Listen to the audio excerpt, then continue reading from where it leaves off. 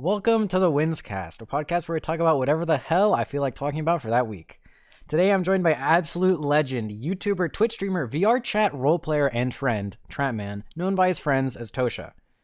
He's currently eating pasta, but this follow-up says, so Tosha, just to familiarize the audience with you a little bit more, I have a few questions here, and then we'll get into the nitty-gritty. And hello everyone in chat. Thank you all for coming. So, okay. I guess the first question is, what kind of pasta are you eating? Like, is it just plain? Is there any like seasoning, sauce? It's Domino's Italian marinara with meatballs. I see. Well, they're not even meatballs; they're more like meat chunks because they're frozen chunks put into an oven really hastily. They still are frozen on the inside, but you know, I like that cold touch. Much like cold pizza, I like cold pasta, but it's a bit warm, so I'm happy. See. Fair enough. I'm not a huge fan of cold pizza, I have to say. But anyway, let's get into the actual questions in my book. And anyhow, yeah, you know, the actual questions. I love that. Okay, I'll actually get serious now and finish up the rest of my pasta. And yeah, you go right ahead. I mean, it's okay. I was eating before, which is why I was not late. I was on time. Do we have music in the stream, by the way? Do you have music? Oh, I forgot. I was thinking about music the whole time, and I completely forgot. Thank you for reminding me. I'm just curious. I don't know what to put. We're just gonna put what I always put in the back of my streams because I can't think of anything else. What about the Wii Shop theme? No, probably not. Oh, that's an Apple ad. Probably not the best idea. Also, I forgot to hit record, so I guess I'm just gonna rip this from the VOD. It's fine. I'm a professional. Actually, I'll record from here on. I'll get the intro from the VOD. Yeah, I'm super good. I put professional interviewer. Yes, I'm a professional interviewer. Otherwise, people would be fooled into thinking you. Yeah, exactly. So I'm glad I made a statement there. Yeah, it's very important. Don't worry. God, that's so weird. When I look at stream, you like tab into Chrome and then you go back. Do you use Chrome? I do use Chrome. Wow, I'm so good at recognizing browsers. I'm insane. Anyway. Yeah. So if you redeem ads, I'm not playing ads. Anyway. What would you say is your main platform, and what is the main content you produce? That has changed exponentially over we have time. 2 years. This is however long you want it to be. Of course. I wrote enough questions for like 2 hours, so take your time. Also, I spelt come wrong. I mean, did you? Hey, come watch. I spelled it cock. Hey, cock. Interesting. So let me just edit that. Nobody saw that. No, nobody did. In the live streaming channel at all. No. Anyhow, back to the question of the content that I used to produce, which I'm not doing as much anymore, was the whole lolly stuff, pretending to be a female of the younger age or older age, whatever you prefer, and debating people into thinking I was a woman, getting their reaction, and uploading it to YouTube, embarrassing them in front of their family and friends. Unless I didn't show them the video. I hope for God they didn't show their parents, because that would be so weird. Mine threw me out when they saw what I did. Anyhow, oh God, this is some really good pasta. I'm glad. I love this interview. Anyhow, the main content that I produce nowadays is primarily Twitch orientated. So I used to do, as of 3 months ago, I used to do a lot of variety stuff, but I recently got into the role play phase of my life. Hopefully it lasts a very long time because I'm really enjoying it. Mainly consisting of VR chat, roleplay, just freelancing characters, and yeah, that's what I'm primarily streaming on Twitch, and it's been doing very well, and I'm happy with it. And I am in generally a better mood than I was content-wise last year. Just a quick. You call playing Dead by Daylight every stream variety? Listen, I played Sea of Thieves with you now and then. That's like, true. It wasn't just Dead by Daylight. It was not just Dead by Daylight. I did force myself onto your Sea of Thieves streams. That's true. You're correct. Yeah, it was a fun time. I just opened Premiere Pro. Fuck. Oh, you editing? You editing? I mean, I am actually. I have 1 more minute of subtitles to put in this video, and then I'm uploading for the first time in 2 months to my YouTube channel. That's going up on Halloween, correct? Yep, Halloween tomorrow around 10 a.m. CST. Around 10 a.m. I almost unfollowed you accidentally because I was double clicking. Anyhow, I'm back. It's- Also, you know, you got you're fan good. art. Yeah. 500 followers, by the way. 500 Yeah, followers? Pog. It's all because of you, Gold or Tosha. You're gold? famous. No, Oh. no, No, you're not famous? Not anymore. Oh, okay. Anyway, so question 2. In a perfect world, would you still be producing that type of content, or would you prefer something else? Damn, I feel like I'm on what's that, Hot Wings or Hot Ones, because that's actually a decent question. I told you, I put a lot of thought into these questions. Yeah, that was And by actually a lot of that's thought, actually I mean, a good I question. spent That caught me off guard. I spent like in 20 a perfect minutes. world, well, seeing as we don't live in a perfect world, but if True. I had the choice of doing what I want to do, I make something along the lines of, you may have heard of them. I'm not sure their name. I think it's Glizzy on YouTube. They make a lot of anime dubs with their friends and whatnot. A lot of voice acting content. I'd love to do something along those lines. It's just currently I'm an aspiring voice actor and I have a stutter and speech impediment, so it's quite hard to read lines and improv, which is why I got into roleplay, to get over that so that I can hopefully train and it leads on to something else. But no, the answer to the question is no, I would not be doing the same content before, and I usually move on after about 6 or so months. I get bored and I have to do something else. It's going to happen eventually with roleplay. I feel it. At some point, I'm going to have to just, move on because I'm going to get bored of roleplay and whatnot. Hopefully it doesn't happen because there's tons of different roleplays coming up that I have planned. And I think this coming month on the 27th of November, we have the Callus Row stuff starting with Arcanum, which I think will be super fun. Yeah, but in a perfect world, no, I would not be doing the same content as I was always doing. I tend to move on. I'm a gypsy. Much like in real life, I move. I don't stay in a place more than 2 years, house-wise. I'm always on the move to just make other stuff that makes other people happy, which in turn makes me happy. Yeah. That's fair. But so you think even if you get bored of roleplay, do you think you'll stop doing it altogether, or do you just think that you won't do it as much as you used to? I probably wouldn't do it as much. I'm quite happy with the characters I have so far. They're more just like, I treat them as once-offs. Like I don't connect too much, but I enjoy my time, enjoy people enjoying the bits and whatnot. It can be a little cringy at times because, well, I'm a really cringy person in general. But I enjoy myself to the best of my ability anyway. Fair enough. So the next question, Mm. what are you drinking? That was a bong. No, just kidding. Oh. That was water in my Twitch cup that I've had for 2 years. Ah, Twitch. Mm-hmm. You know, I heard of this thing called Twitch Prime, but anyway, I'm getting off track. Yeah, So- if you guys actually use your Twitch Prime right now, Gamer is going to play an ad real quick, and those of you who use your Twitch Prime can actually avoid the ad altogether, and it's absolutely free. It's called Prime Gaming if you connect it to your Amazon Prime. Anyhow. Yeah. Uh-huh. Right, I mean, anyway, sorry, yes, next question. Is YouTube and or Twitch streaming your ultimate career goal? Wait, that's basically the same question twice, I guess. No, that's different.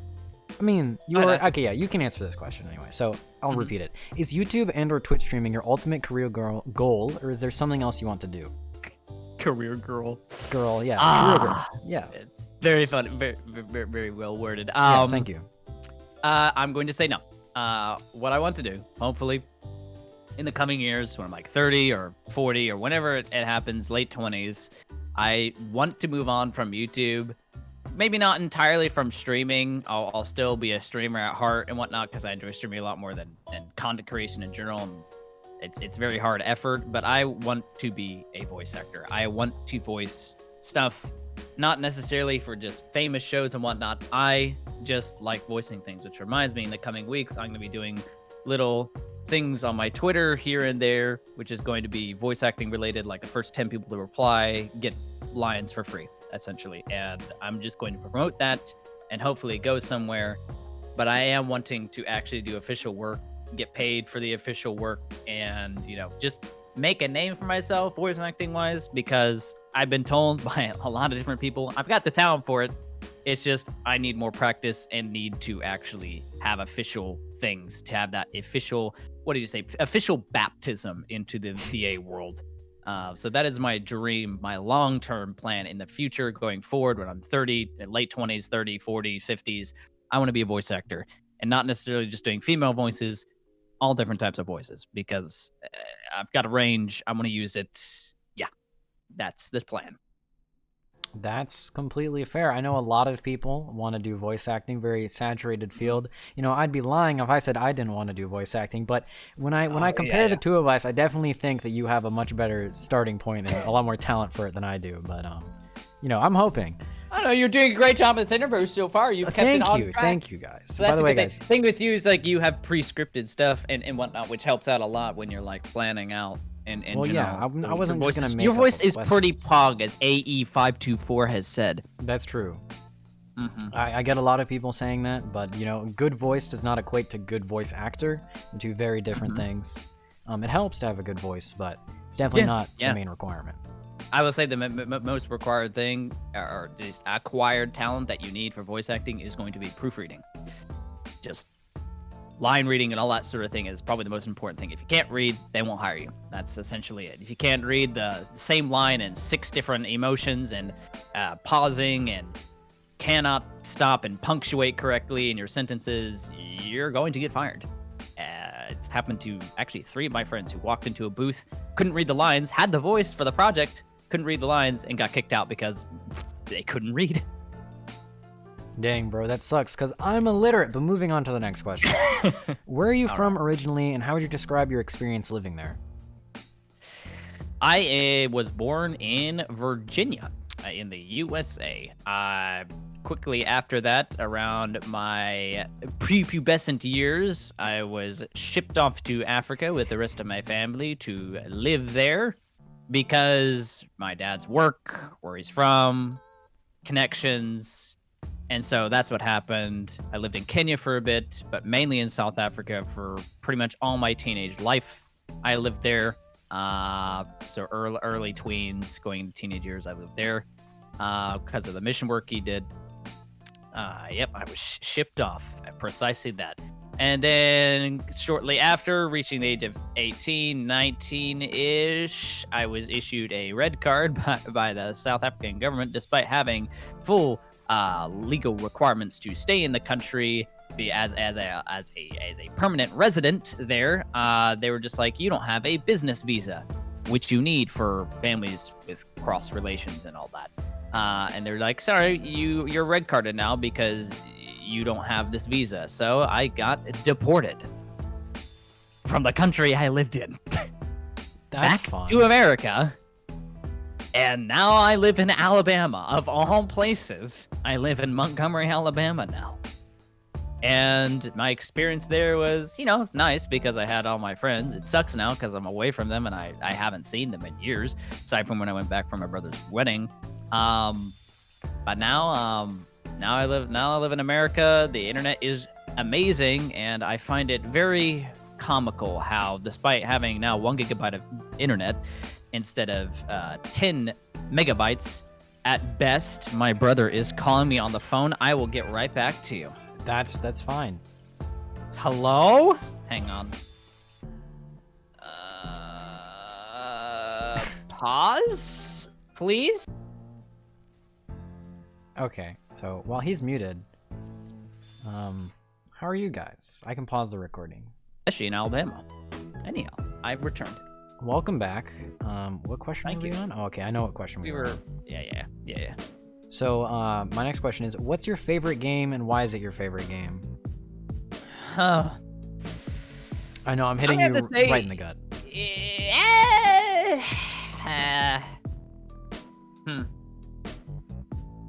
God. My favorite story-oriented game would be, because I can't say it's my favorite because it's such a short game. It would be, oh God, don't forget it. It starts with an R, I think. It's very short wording. It's an indie game. I'm thinking of Abzu, but that's probably not. Abzu was very fun. I enjoyed that immensely, despite it being a very short game. Is it G or an R that it starts with? I can just look at it in my Steam library. I'm pretty sure. That's a good idea. 1 second. I will find it though. Yeah, but for some reason, my home is no longer working. What the fuck, Fun. bro? Come on, don't do this to me. Library. Okay, let's look. Yeah, my Steam is just dark. Oh, dude, I just had the name too. No, it's just on the tip of my tongue. Holy shit, this is annoying.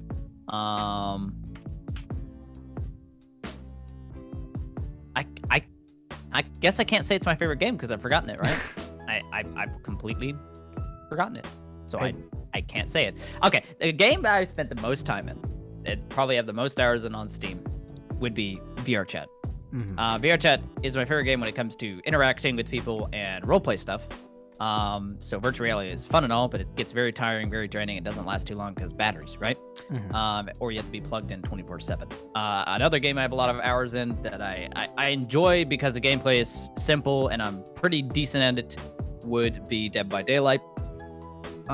Because I played it since launch. I pretty much know everything about the game inside and out, so it's a very easy game that I can just relax, play with friends, sit back without getting so tilted. Unless you're Survivor with Borrowed Time, Dead Hard, Unbreakable, and Decisive Strike. What do you mean? That's the most yes, fun. I'm going to have a great time. Don't forget Survive with Friends. You know, Grizz. Is it Grizz? I think it's Grizz. That's definitely Grizz what you're is talking the game. about. Like it's, Grizz is the it's a game bullet I'm hell, talking isn't it? about. Actually, I don't know what I'm talking about, but that's probably what you're talking about. You know what you're talking about. Grizz is a game, an indie game about. Actually, I don't spoil it for you because the whole point of it is that you play through it and you guess what this girl is going through in the indie game at the end of the game. Huh. But essentially, it's an indie game about a girl, and she is going through the game to find her voice, to make the world more colorful. That's what I can give you without spoiling too much. It is a very, very good 4-hour-long indie game, I'd say. Grizz is a very, eye-pleasing as well, I'll say. Is very nice. But that is what I'll say. That is probably one of my favorite games I ever played. I played it back in 2017, I think. Not too sure, but it was like, my brother played it first. I saw him very briefly. He's just like, you got to play this on your own. So 2017 or 2018? 2018. I think it was, I'm trying to remember. It was late December when I got it. Anyhow, yeah, that's my favorite game, would be Grizz. I highly recommend it for all you people. It is so worth the money, so worth the story. One of my favorite indie games ever. You will not be disappointed. Yeah, there's a lot of really good indie games out there for sure. Like, for people who know Supergiant, they make amazing games. My favorite game is Bastion by Supergiant, but moving on, you know, it's not about me. Yeah. So I have a whole bunch of questions. I don't know, would you like to start with another one related to like Twitch streaming, or maybe I have a few about like I mean, it's your interview. I'm not gonna tell you how to run your interview, dude. Yeah, but I don't know what I want to start with, you know. Like I have some about growing up in South Africa. I have some about Dungeons and Dragons. I can. I don't get too personal about my time in South Africa too much because it's just kind of all a blur and school and boring, and it was just what I did daily in the life was just being a kid and whatnot, and playing video games, being irresponsible, yeah, all that sort of stuff. Fair enough. Yeah. Well, I'll ask the question anyway. You can decide how much you want to answer it. Okay. Growing up in South Africa, would you say it is drastically different to what people imagine when they think of South Africa? Yes. For instance, as soon as I moved there, my American friends, like 6 months into me moving there, were just like, do you live in a mud hut? Do you shit in a hole? Do you? That type of stuff. No. Did you? No. Okay.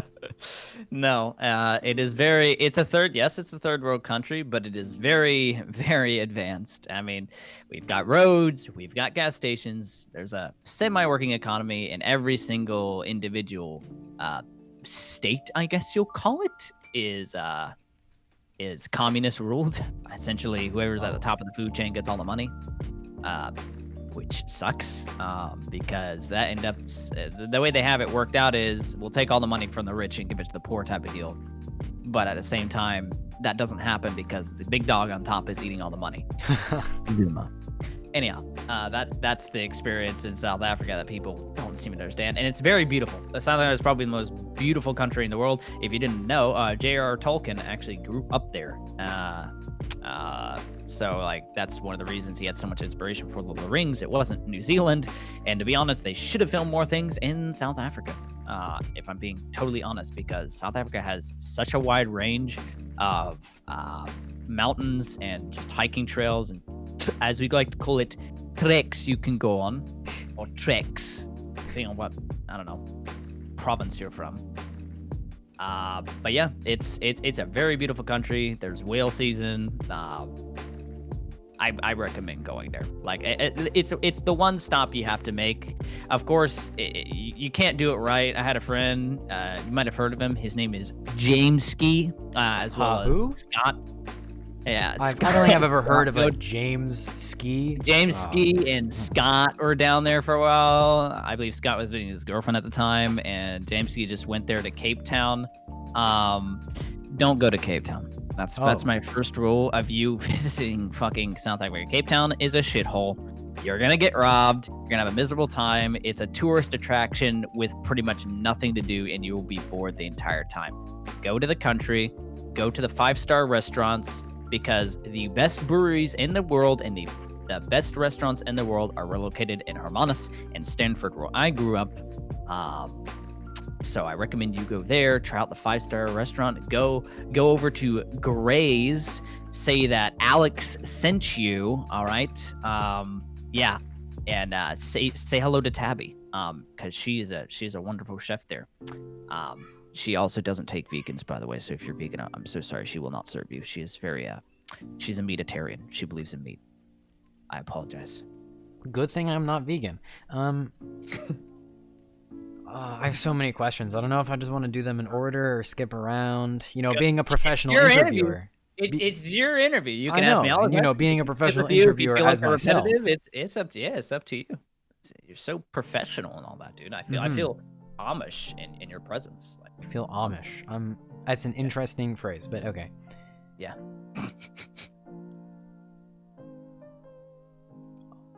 Here, this is a good question. This is pretty topical. What is your view on conventions like TwitchCon and stuff? And do you think they foster a positive or negative environment for smaller streamers when it comes to meeting their idols? Negative, unfortunately.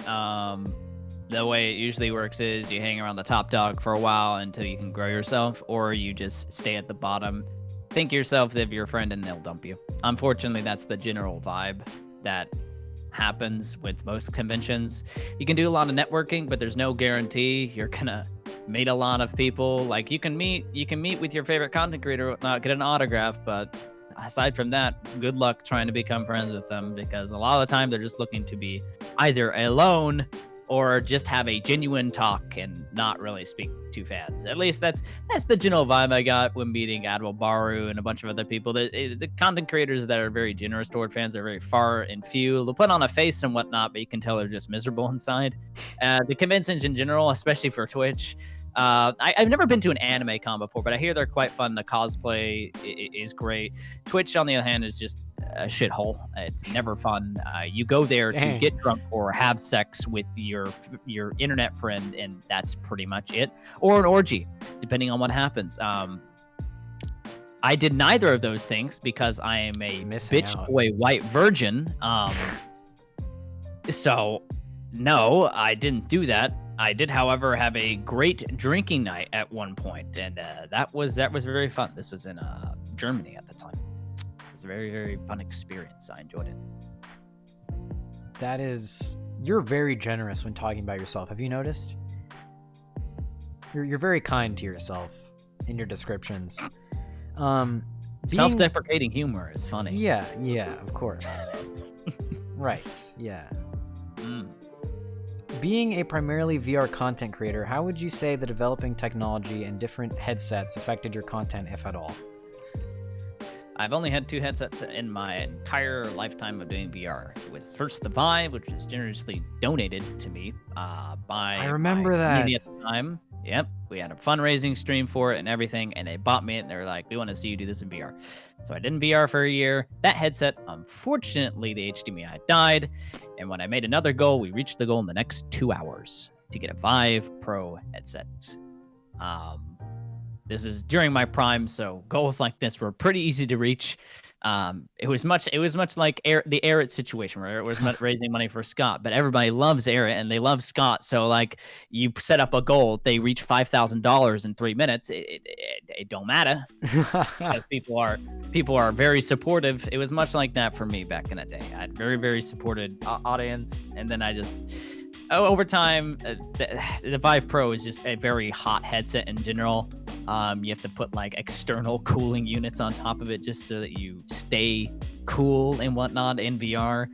It's a nice headset. I would say the FOV is a bit better. The what's it called? The pixelation though is god awful. You can't see 5 feet in front of you in VR. But you know, it hasn't affected me too much. I enjoy it. I make do. I deal with it. Just immerse myself, especially roleplay wise. That's why I do a lot of NPC work and just dialogue, because I really don't care. I like playing a role and just fulfilling that role, and it doesn't really matter to what I think on the other side. It's what other people perceive. So that's that. That's the VR headset experience for me. And I've gone through 4 controllers. Oh my god. That's fun. You know, having to buy a new controller like every 6 months or so. Yeah, because trackpads. We thought it would be a great idea to make a controller with trackpads instead ball of mice. joystick. Let's just get some ball mice controllers. You know. Oh god, ball mice, dude. I've never actually used the ball mouse, but I assume that's even worse than trackpads. It's terrible. It is god awful. Use your thumb. Use your thumb to like scroll play. That's awful, dude. I hate it. I can't imagine doing it. Okay, here's just sort of a random question. Do you have a favorite book or do you read often? I do read from time to time. My favorite book to date would be The Siege of Malta, which is there's an audiobook on it on audible.com. You can actually listen to it for free if you use any content creator's thing and get a free 2 books, which is great.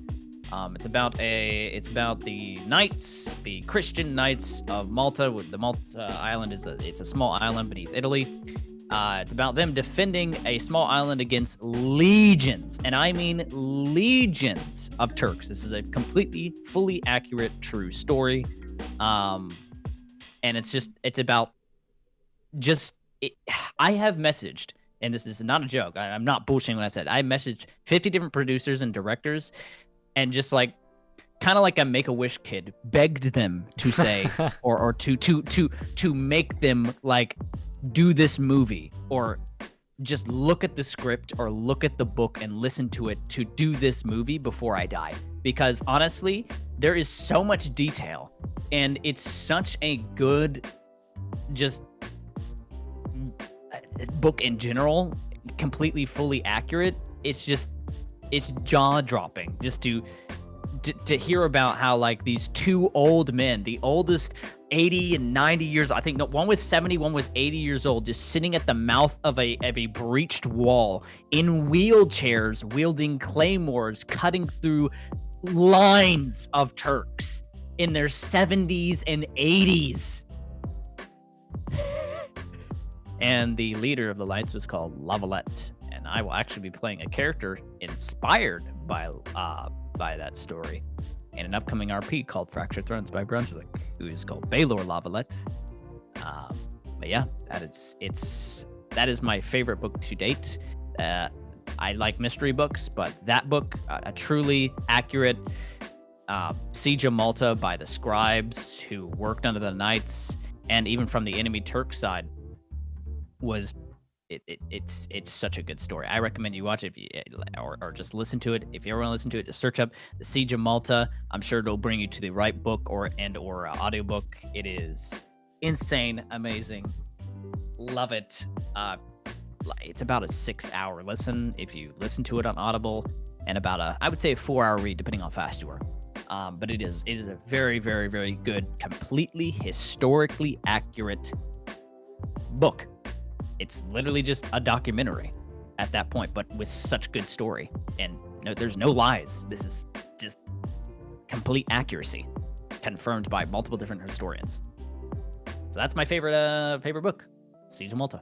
I'm glad I asked that question. That was a really good question. Great job, me, who wrote these questions like a week ago in like 20 minutes. You're really great.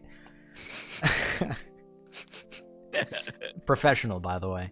What about you? What About me? My favorite book is far less entertaining. It's The Social Animal by some journalist whose name I forget right now. But The Social Animal is a book about like psychology and like, you know, social interactions and stuff. It was quite a good read. I enjoyed it.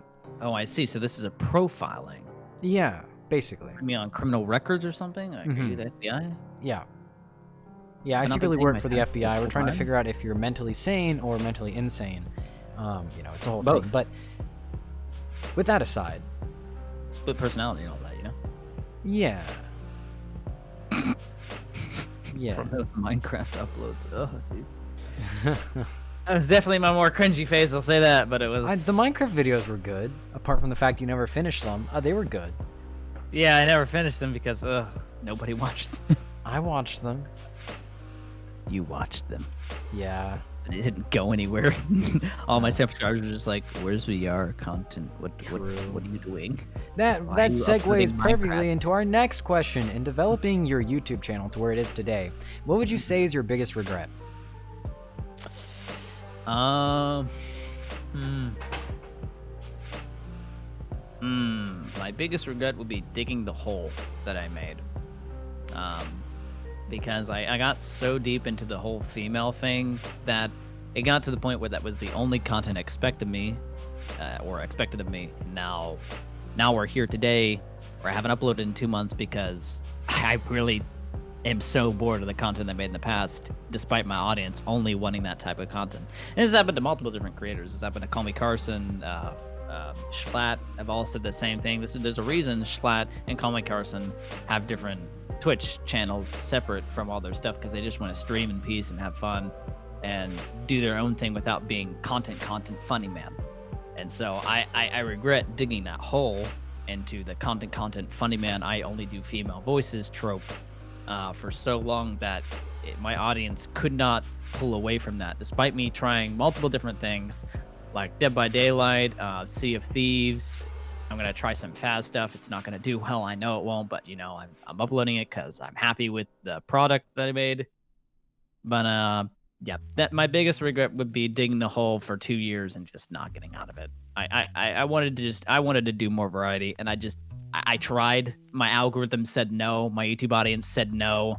I kept trying and pushing. I made a second channel that didn't really work out, which reminds me, I'm thinking of uploading VODs to second channel. It'll just depend on what happens, because honestly, with the whole DMCA situation, I am not safe, despite me have triple checking all my current licenses with multiple Spotify artists and what's it called? Epidemic Sounds, which I pay a subscription for.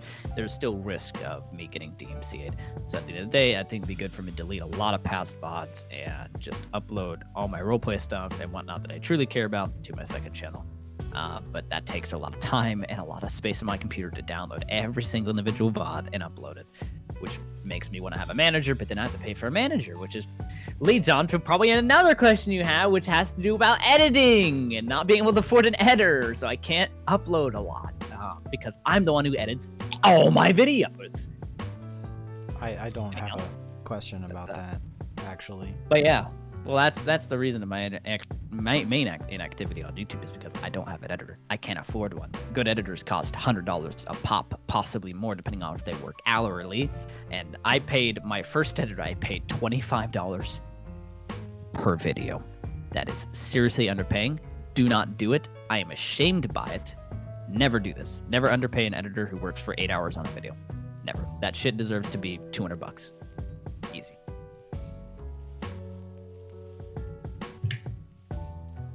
Fair. Yeah. So another question that I have written down here is there any form of YouTube or Twitch content that you want to branch out to that you haven't been able to yet? I would love to do collaborations with other voice actors or aspiring, just Choose me, pick me. That's weird. There must be some wind in my house currently. I don't know what that noise is. That's Must have been the so wind. weird. Must have been the wind. Yeah, like I want to branch out to more people. I want to do a lot of D&D stuff. I love working. I love writing. I've been writing a lot of stuff as of recent. A lot of different lore stuff. Aside from just my character stuff, but for other people's things, and I've been enjoying that a lot. I love to get involved with people on their projects to just help them grow as well as myself, get some of that clout. But above all else, I want to help the roleplay sphere out a lot. I want to be a tool. I want to be used. I want people to see that I am useful. I wouldn't say it's essentially a fact of like I want to grow, but more of a fact that I want to be there and have people see me that I am there and I can be used for certain projects. More business orientated, less than collaboration, I think, but that's all long term in the future. Once I, hopefully we get partner, hopefully things turn around, I can start growing a little more, but there's no guarantee. We will see. Which reminds me, I'm supposed to be getting my partnership email tomorrow. This relates perfectly to a question that I have written down.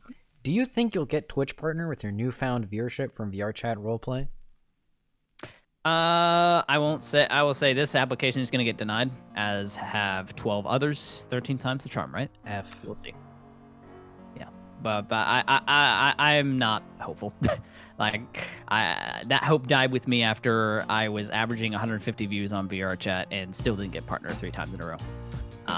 So I'm gonna say no. The chance of me getting partnership is very slim. I'm not hopeful in the slightest. I'm expecting to be denied, and if things go on this way, I'm still gonna keep RPing. I believe in you. At the end of the day, that's not what it's about. It's not about partnership. It's about having fun. True. If you enjoy the content you're making. But money's nice. Enjoying it. We like being able to buy food. Yeah. Money's nice. Yeah. And I'll tell you, without my supporters dropping it on me every so often, I wouldn't be able to do this. Nope. Not even with my part-time stuff, working on social media and whatnot. I would not last a month. So shout out to those guys. Shout out to TechCom, Losing Marbles, Midnight Fusion, all those guys. Shout out to Technoblade. Oh wait, sorry, wrong guy. Anyway, how would you say content creation has affected you as a person?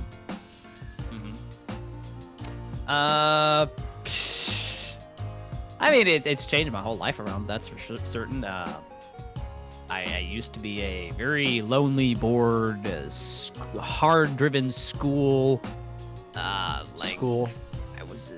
School. I was a school at one point in my life. No, but I was a very big nerd. And I was in the books all the time, a lot. I loved math.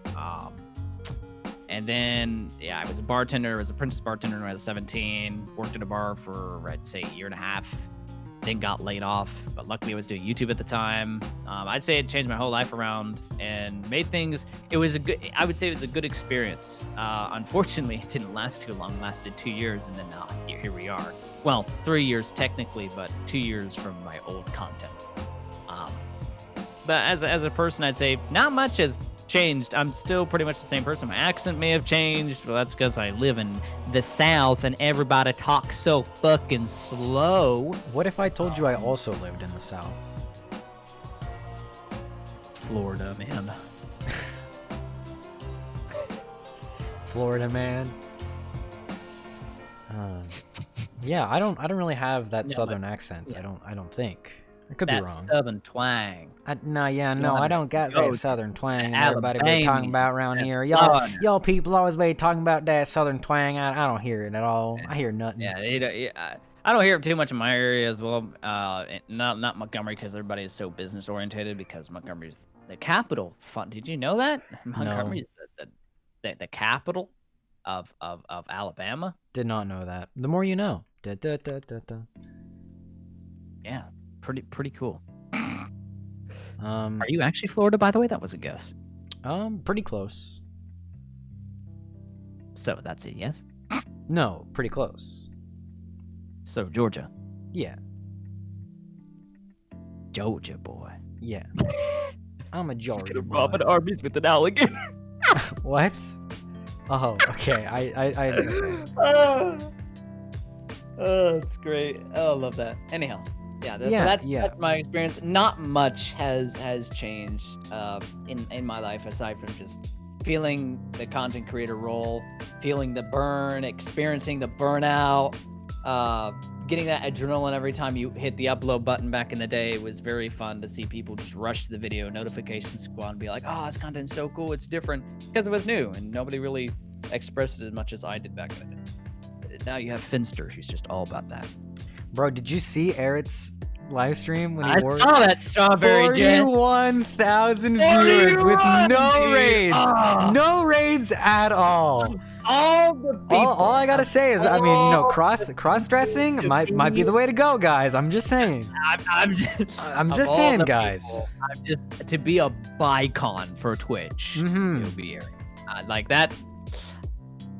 40,000 people just to wear a strawberry dress. I could do that. I'm glad that boy took off the way he did. He deserves it. He sounds like he's having a lot of fun. He definitely is. We still talk. Like, really? Which I'm very surprised about. We are still active friends, and he was actually in a video of mine. Before, I think, the big boom, as you will. I would say historic event. The day before the big boom happened, which was the night before Christmas. He was going to do the MCC stuff, but it got canceled, I think. It was like we had a recording session and just went into VR chat like old times. Went to Public Worlds, went on raiding and had a great time. Did some. Oh, he was in that stick bug video, wasn't he? He was in the stick bug. I remember this. Yeah, that video was very fun to make, and it was with Ella and all those wonderful people. Had a great time. Yeah, I'm of all the people to get partner and just be very successful. I'm glad it's there, dude, because I knew that boy since I started content creation because of the VR chat community stuff. I'm so proud of this boy. This boy right here. I'm so proud. Yeah. This is a good question. Sort of ties into what we've been talking about. When you first started creating content, what did it mean to you and what were your goals and aspirations? Have they changed or remained the same? Oh, they've changed exponentially because I'm not doing the same content anymore. I'm not gonna lie, I just went blank. Say the question again. It's fine. When you first started creating content, what did it mean to you and what were your goals and aspirations? What did it mean to me? I felt heard. For like some of the first moments in my life, I had a very difficult time being heard by my own family and being acknowledged because I was second-born. Firstborn basically did everything because that's the rule of thumb. He was best at everything. So I always tried to be my older brother. I'd constantly get into trouble. And I was never really the family type, mainly because I grew up in such a very big family. And when I say big, I mean big. My family was extensive. My parents bred like Catholic rabbits. They know the joke. I can say that. And it was just, I never felt heard. And to be able to upload something that other people enjoyed, it was a dopamine rush I'd never thought I'd experienced, but I did. And it was very good for a while. It made me happy. Brought me out of my depression just a little bit.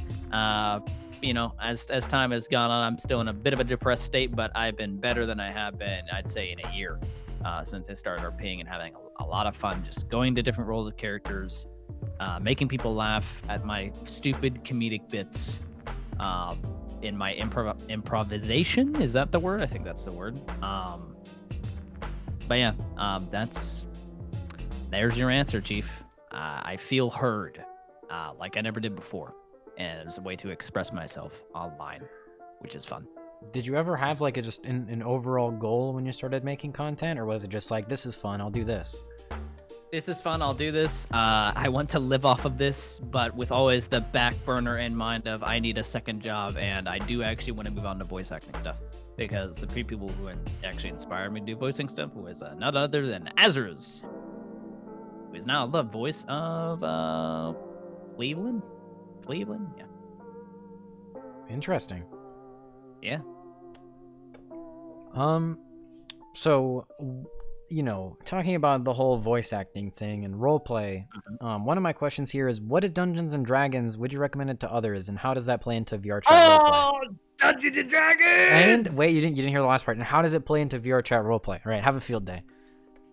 Oh boy. Well, I won't spend too long on this topic because there's someone who you can go and watch for yourself and determine if you like D&D roleplay or you do not. D&D roleplay, I will say though, is not for everyone. Because like a lot of people complain it's railroaded, and those same people who complain that the whole gameplay is railroaded in favor of the DM are the same people that play COD in story mode and then play the whole story, which is railroad. And if you don't know what the term of railroading is, it's essentially following a plot with no other way to end. It's kind of like it's a set plot. You cannot change the outcome. It's like playing COD and then Shepard, whatever his name, betrays you, and you know he betrays you at the end. Spoilers. And like you can't avoid that plot, and that's what people complain about. For me, I love it. I don't have a problem. D&D is very more lenient. It is very less railroaded than people make it out to be. And if you are a role player and you like freestyling a game, you like playing a wizard that makes bad decisions, it can lead to very fun role play, and you can even do it from miles away, so far apart with like things like what is it called? There's map tools and a bunch of other things you can play D&D, join servers from like different time zones and whatnot. If you want to learn anything about D&D at all, go watch Arcadum.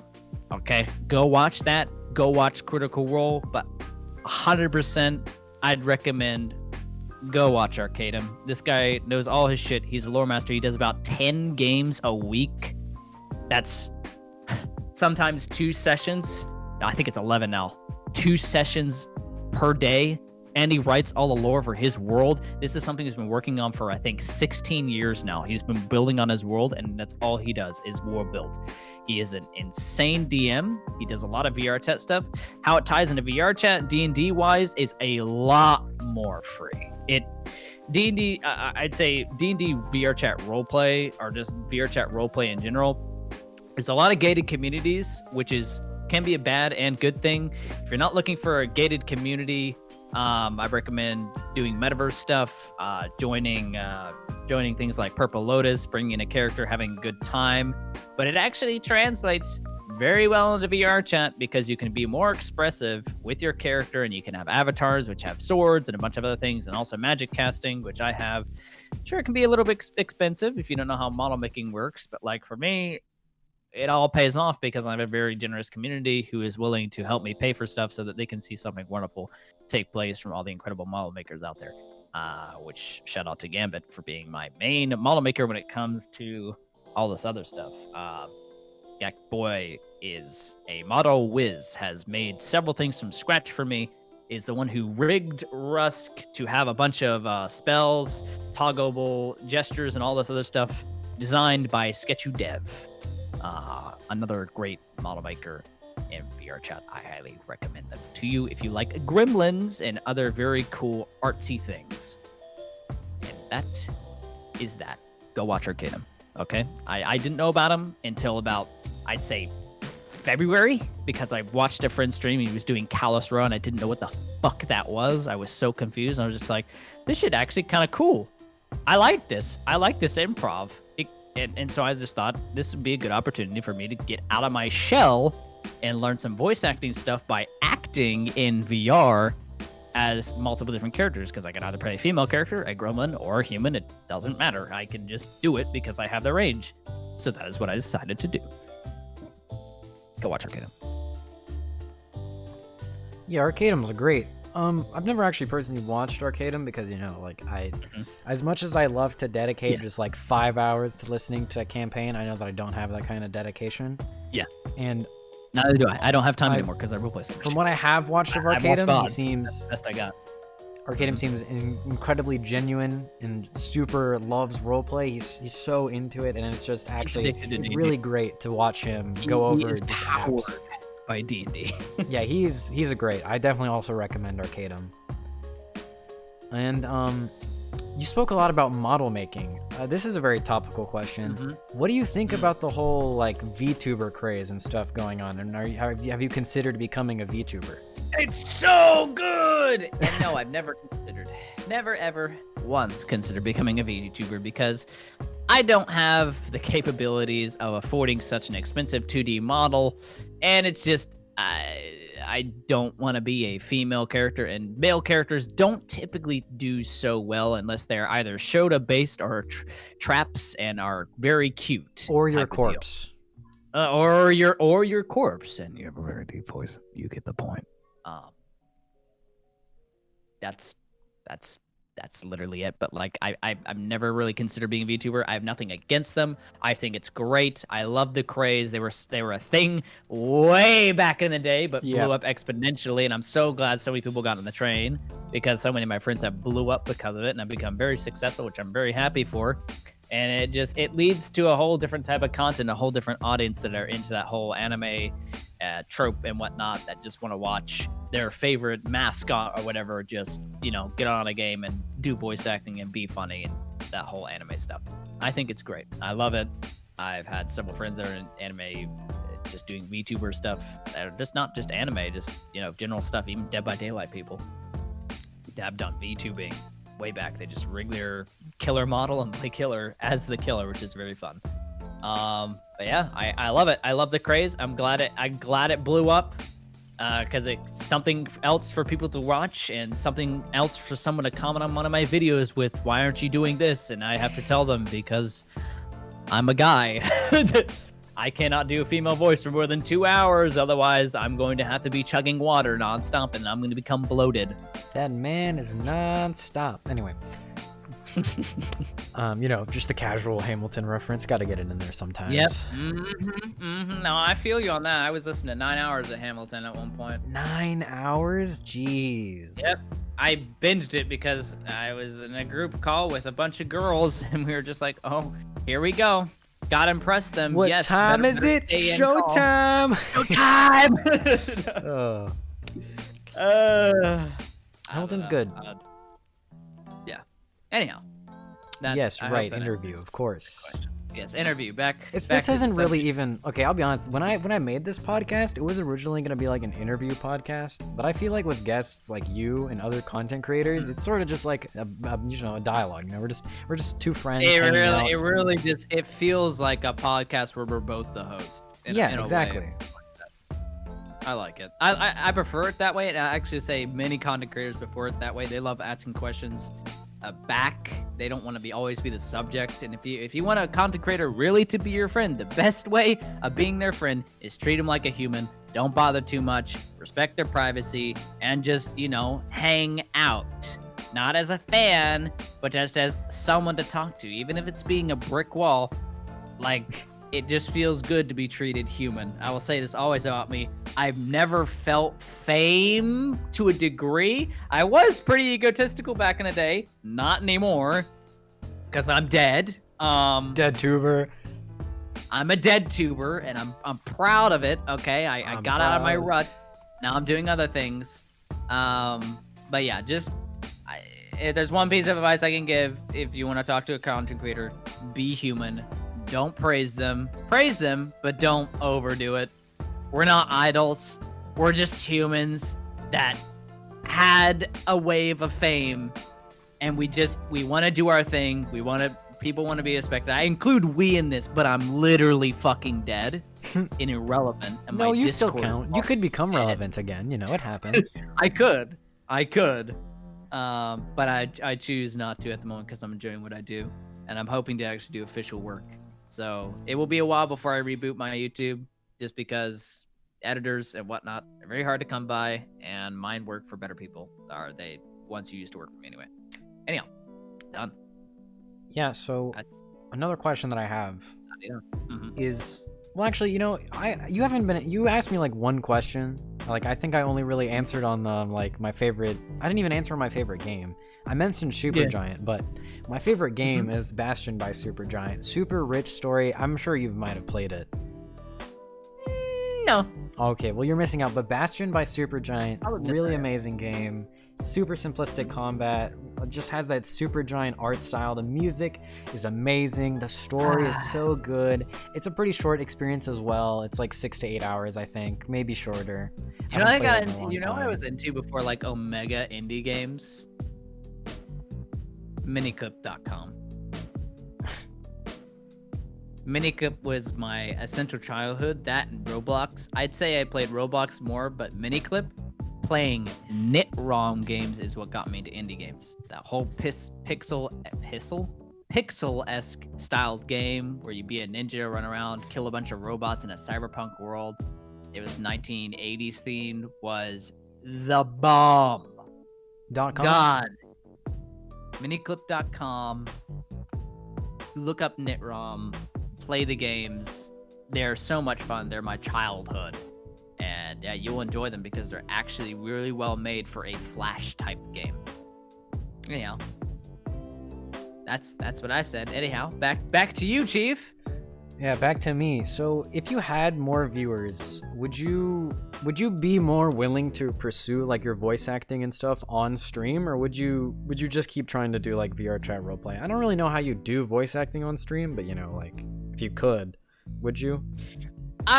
I would love to promote myself as more of a voice actor and do more voice actor orientated content. I have thought of it. I've drawn up a bunch of stuff I can do for streams with collaborations with VTubers, in fact, that I could get involved with. It just comes down to my audience isn't that type of audience that wants that yet.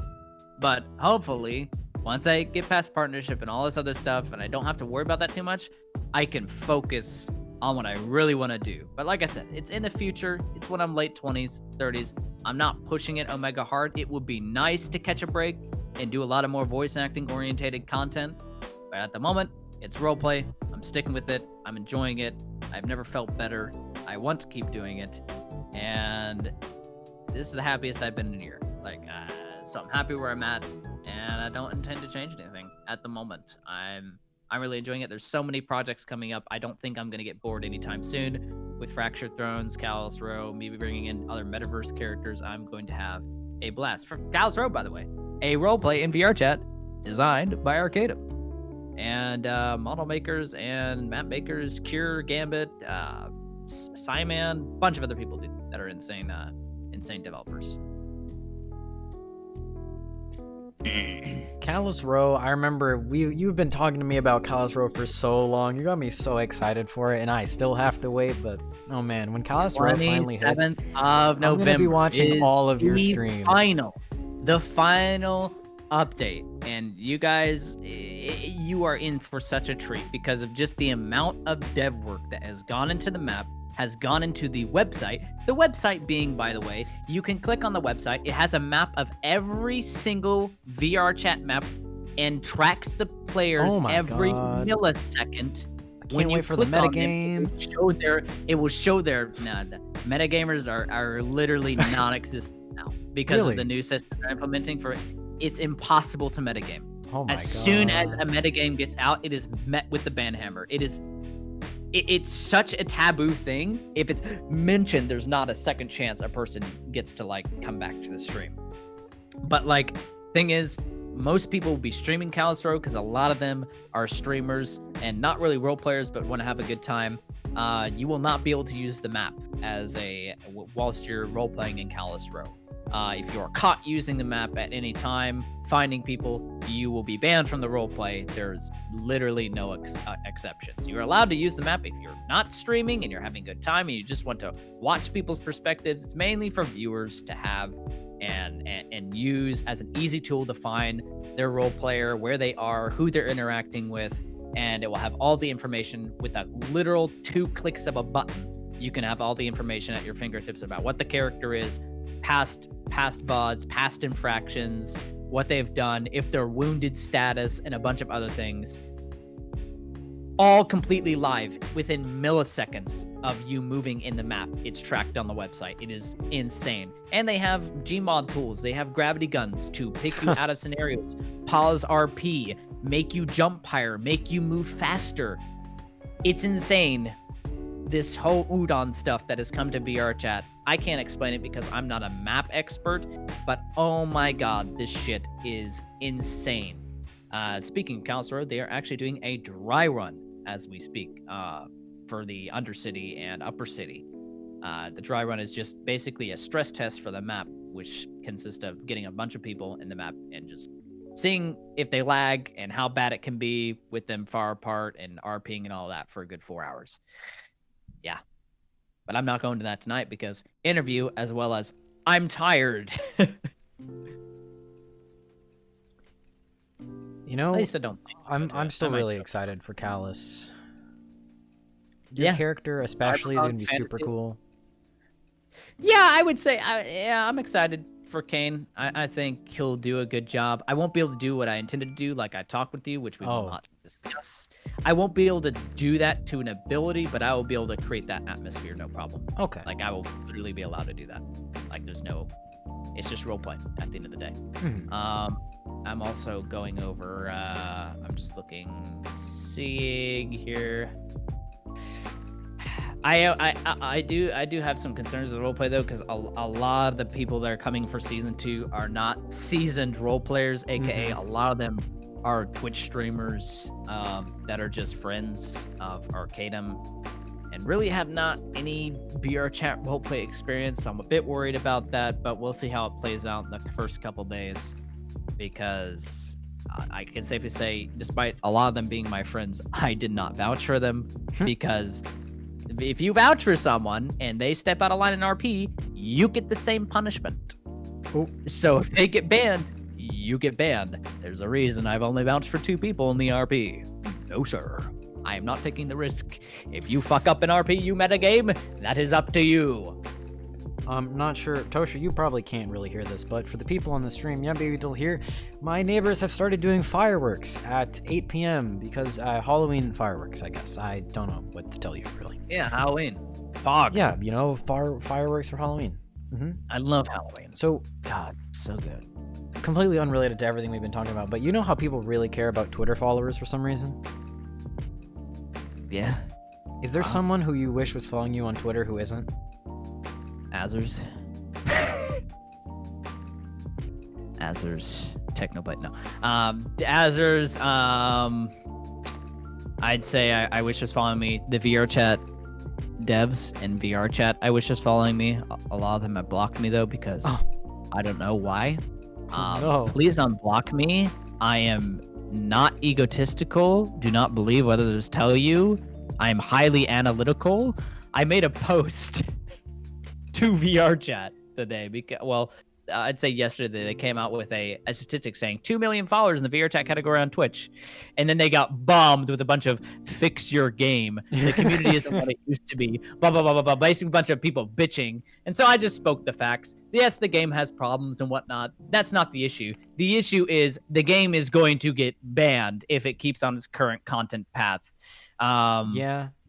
I don't know if I want to talk about that too much. I can if you want me to. I mean, about the problems of VRChat. And I feel like it's one of those things where if you know, you know. Well, if you know the issues with VRChat and the content and where it's going, you'll understand why Arcadum is making a Kalos Row category for Twitch and is trying to push that through Twitch mods. You can just do that. Yes, you can. He is making a category for VR roleplay and hopefully Kalos Row, because at the rate VRChat is going, I do not see VRChat lasting into the next year. I really don't, because of just it's too provocative.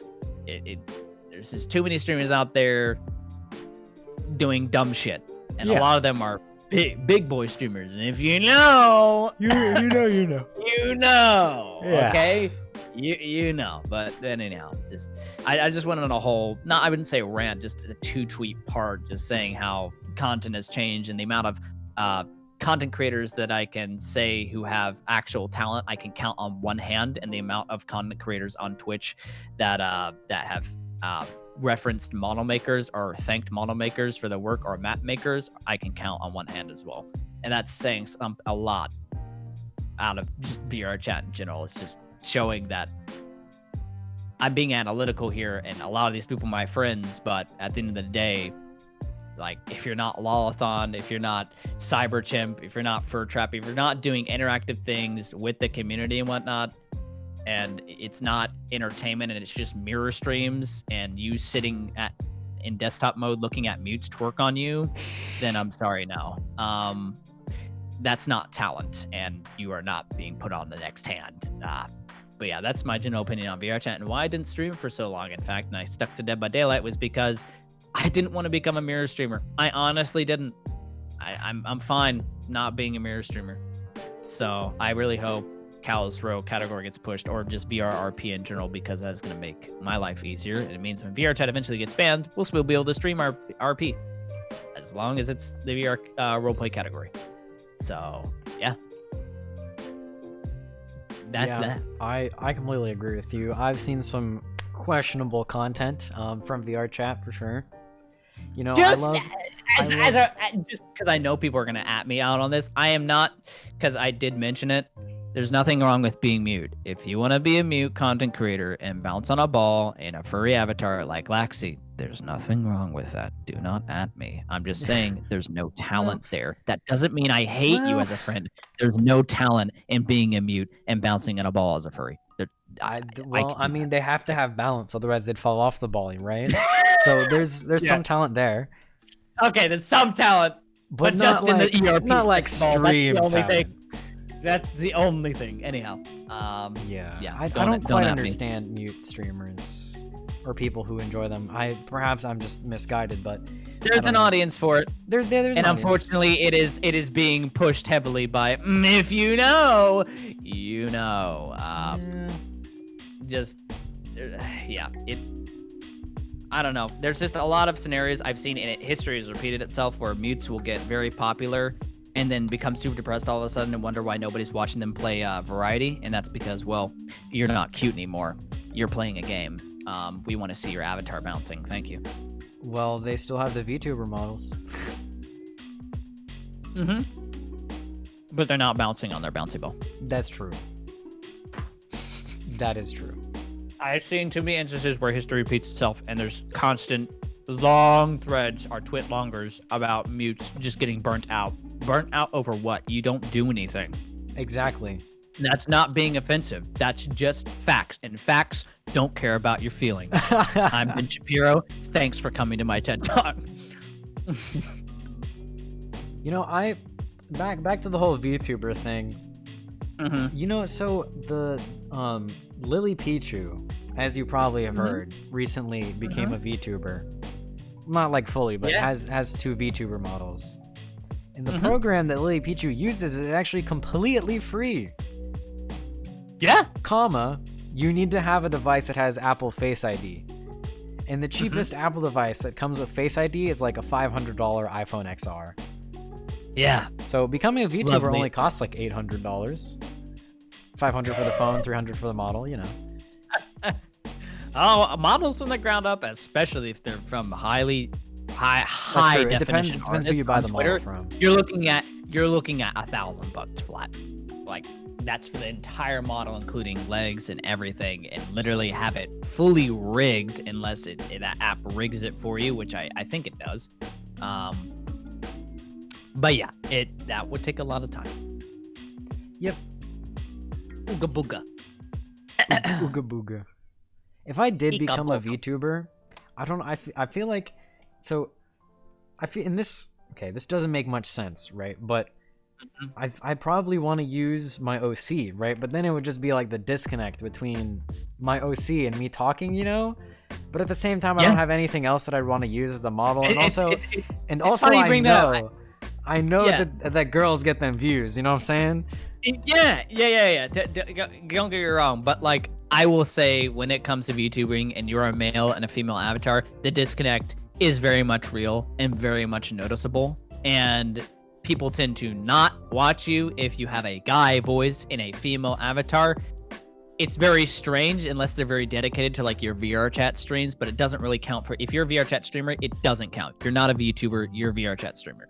I want to make that very, very apparent. If you were streaming VRChat beforehand, you've grown an audience in VRChat, of course people are going to watch you be a VTuber or try to be. That's rule of thumb. But like I've seen a lot of twit loggers on this as well, where people be like wondering, I have a girl avatar with humongous cow tits, but nobody comes to my streams. Only 3 people come to my streams, and just like, well, that's because you're a man and you're not going ara. You're like, come on. Like, if you have big milkers, I expect you to be milked. Like, for content, right? And have the actual voice. But no, unfortunately not. So. Yeah, I don't know. So yeah, there is a disconnect there. You will feel it heavily. Definitely, especially when you're for starting sure. out. But, you know, I think I'm Which is entertaining recommended. enough. People wouldn't mind the visual, you know? It's something to look at. I do a lot of visual gags sometimes. I recommend doing male VTubing because it's not as recognized. And That's if you fair. can make an audience off of male VTubing, like, because there's very far and few of them, except for Dream and Corpse and a bunch Dream's of not even a others, you know? VTuber. Dream is literally just Dream. I mean, technically he is a VTuber because you haven't seen his face. So I guess, technically, but yeah. not in the sense of when I think VTuber. Like, when I think VTuber, I think of someone who has, like, a model that represents them instead of their actual self. Yeah, I guess. But still, taking artwork from a fan and basically making that your OC is basically VTubing. Like, Yeah, a little bit. let's be real. Never want to hear him say ara again. Oh. Okay. Dude, Okay. speaking of Ara, Genshin Impact.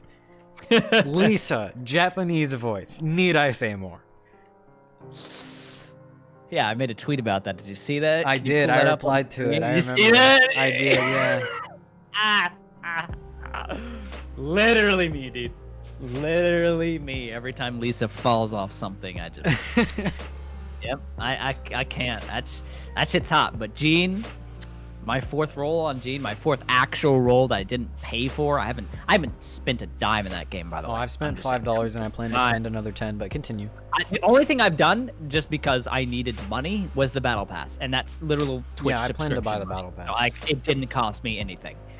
But like, legitimately though, legitimately, it didn't matter. I guess we should do the outro for the Internet. podcast now, huh? Oh, we're doing outro stuff. It's I already. mean, I ran out of over? questions. Well, actually, no, that's Oh, not you true. I ran have one out of more question. I have one more question. Okay, I'm one out more. of Okay, questions. okay. I'm In waiting. the upcoming 3 months, what, if anything, are you most excited for? Oh, Callous Rooted. It's gonna last a long time. I'm gonna enjoy it. If my character dies, it dies. I'll just make a new one, possibly a female character. We'll see how that goes. I am very excited to see where this RP goes. I really hope it kicks off, because the work that has gone to it is just insane. Sketchy, Cure, Psyman, Gambit, all these devs, Hopeless, artwork, all this insane work has gone into it. I hope it kicks off and does very well. That I'm just mostly excited just to play different characters aside from just spamming Rusk every stream. Like, as fun as it is to play a comedic relief character and a character by model maker actually you almost enjoys PK'd, by the doing way. stuff for, who I almost PK'd, by the way. By yourself. By myself, because I'm non-committal to characters. That hurt. You were like death saving throw, and I'm like, Tosha, huh? What? Huh? I want to make it very clear when I have a line that I cross over and over again when I say I am not committal to my characters. And I make that very clear due to the fact that I've rolled 4 death saving throws for a character everybody loves. It's for story. At the end of the day, I want to see people have a story. I want people to progress. If people can progress through my death and actually do something with their lives, I'm happy. I can make another character. I can play something else. I would love to play a female character at some point. I think it would be great. Yeah.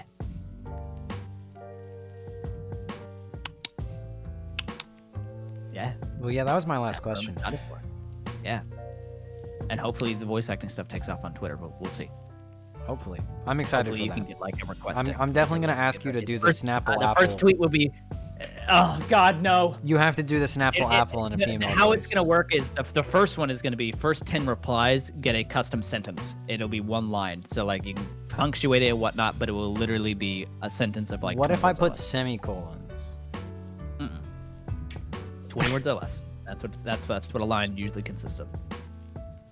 Yeah, but semicolons. No, I'm kidding. Can't spell Snapple without apple. You can't. Crispy, Hold on. juicy, No, I don't have it written anywhere that I can't. that I can open up. My stream setup right now is really jank. Since I we have like started as a small company in New York. We always wanted something to remind us of the Big Apple. Yeah. Yeah. No. Anyhow. I lied to you a little bit. I do have one last question. One last after Yeah. the last One question. last Okay. time. This better be it. I'm so tired of this professional People hear interview. from me. Making me sweat. Yeah, okay, so the last question is, do you have any ideas for potential guests on the show? I need ideas, please help.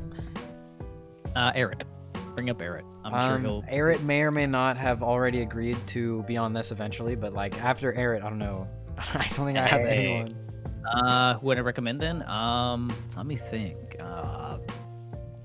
Bring up Hat Kid probably. Oh, yo, Hat Kid would totally be down. Hat Kid's great, dude. Hat Kid's fun. great. He's very for the people and for the content. He He's really very, is. he knows- Dude, did you he see knows what he exactly started what doing on his Discord? Yeah. Yeah. It's very active, and that's how a Discord should be with the content creator. Unfortunately, I can't do that in my Discord server because I'm in another server, usually writing or coming up with lore or playing stuff over there with them. Imagine being a nerd. Imagine being a nerd and neglect your community for years. I'm not neglecting. I'm just. I'm biding my Discord time. cringe. There's too many kids. I'm not interested. Stop DMing me when you're 14. I'm going to block you. Rude. I have zero tolerance for children. Growing up. Oh God, my computer just crashed. Oh, that's not good. I'm back. Welcome back. Here's what happened. I didn't Okay. touch my computer for the last 30 minutes, and It fell asleep? Screensaver. Yeah. Okay, fair enough. Yeah. Do not DM me if you're 50. I'm not interested. You gotta be my age. You gotta be thick.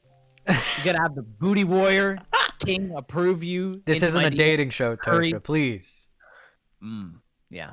Anyhow, if I had to recommend, try looking to, seeing as you're getting to a lot of RP stuff because of Callus Row, I'd look up into like getting with Hat Kid and looking up about other RPers and just get to know the world of Callus Row and whatnot. That's not a bad idea. I don't Talking know. to some model makers as well, like talk to Kira. That's a talk to great idea. I know nothing about model Talk to making. those people from Callus Road. Like it would be good for you to have some different variety, and it can be. I won't lie, it can be a bit of a boring conversation at times because all they talk about is decimals and map making and decimating avatars and whatever that means. I know. It can be a bit confusing at times, but like the thing is with Kira, he's very visual. He can show you the whole visual field of what he's doing. Same with Sketchu, who is the main artist, who does a lot of texture work. But I recommend talking to them. Yeah, and I'm a virgin, and yeah. Thanks, Ohana. Thanks for calling me out. You know, you don't have to read the chat, Tosha. It doesn't show up in the. It's not gonna be in the video. Oh, You didn't. well, You didn't have. I mean, it's a little late, but I am single, by the way. In Alabama, I live with my brother. Don't matter. I can send him off to Starbucks at any time. So hey, Tosha, listen. this isn't a dating show. I thought it was on Love or Host. What do you mean? Oh yeah, no, my bad. You're right. And Tosha, gamer chose host. No, anyway. I chose host. Oh, we both chose host. Oh no, it's not how the show Yeah. works. Is it? Actually, I don't remember how. I don't know. I don't care enough. But anyway, that has been the WinzCast. I remember the name of my own podcast that I made. Yeah, that's been the WinzCast. Thank you guys for watching. I'll have another episode eventually. And you should check me out on Twitch when I'm streaming other things than talking to random dead tubers. I mean, what? Thank you for appropriating me in such a category. I mean, to And be I fair, when I introduced you, you might not have heard it. You were eating pasta, but I did call you absolute legend, YouTuber, Twitch streamer, VRChat role player, and friend. Absolute legend, dude. Yeah, yeah, absolute Thank legend. you. You know, it was there, so I gotta lower your ego a little bit after the fact. Thanks, Chief. Not that it already was decimated to begin with, but. Are we talking about avatars? No, I'm talking about actual personality. Anyhow. Ah, I see. But yeah, that's been the WinzCast, and I'll see you guys next time. Peace, I guess. I don't know. Goodbye.